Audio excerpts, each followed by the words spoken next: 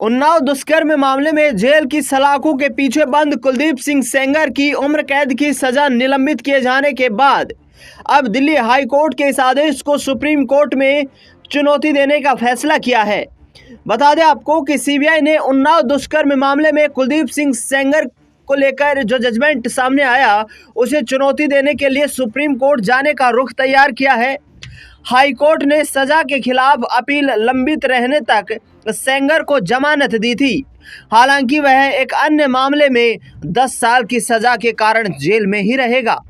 बता दें आपको कि सीबीआई उन्नाव दुष्कर्म मामले में भारतीय जनता पार्टी के पूर्व नेता कुलदीप सिंह सेंगर को आने वाले वक्त में जो राहत मिली है उसे चैलेंज देने के लिए सुप्रीम कोर्ट का रुख करने वाली है। सीबीआई और पीड़िता के परिवार ने सुरक्षा से जुड़े खतरे की धमकियों का भी हवाला दिया था और सेंगर की जमानत का विरोध किया था। उन्होंने कहा कि अब वे इस आदेश को जल्द से जल्द चुनौती देंगे।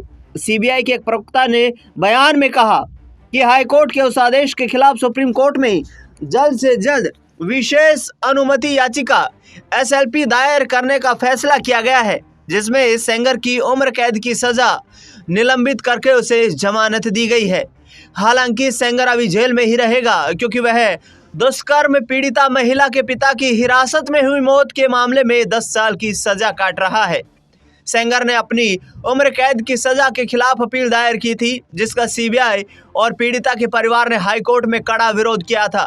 बयान में कहा गया कि सीबीआई ने इस मामले में समय पर जवाब और दलीलें दाखिल की थी। पीड़िता के परिवार ने सुरक्षा और धमकियों का हवाला देते हुए याचिका का विरोध किया था। सीबीआई इसे आदेश को तुरंत चुनौती देने की तैयारी कर रही है। दिल्ली हाईकोर्ट ने 2017 के उन्नाव दुष्कर्म मामले में उम्र कैद की सजा काट रहे भारतीय जनता पार्टी के नेता कुलदीप सिंह सेंगर की जेल की सजा को निलंबित कर दिया था। दरअसल बता दें आपको कि कई शर्तों के आधार पर कुलदीप सिंह सेंगर को जमानत दी गई है। कुलदीप सिंह सेंगर पर शर्तें लगाते हुए जस्टिस सुब्रमण्यम प्रसाद और जस्टिस हरीश वैद्यनाथन शंकर की पीठ ने सेंगर को 15 लाख रुपए के निजी मुचलके और इतनी ही जमानत राशि के 3 जमानती भरने का निर्देश दिया है। हाई कोर्ट ने यह भी निर्देश दिया कि सेंगर दिल्ली में पीड़िता के निवास के 5 किलोमीटर के दायरे में नहीं आएगा और न ही उसे या उसकी मां को कोई धमकी देगा।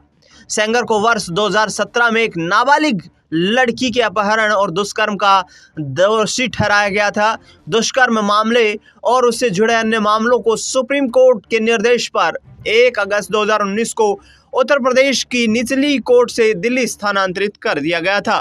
देखना दिलचस्प ये होगा कि दिल्ली हाई कोर्ट के इस आदेश को क्या सुप्रीम कोर्ट खारिज करता हुआ नजर आता है। खास रिपोर्ट में फिलहाल इतना ही।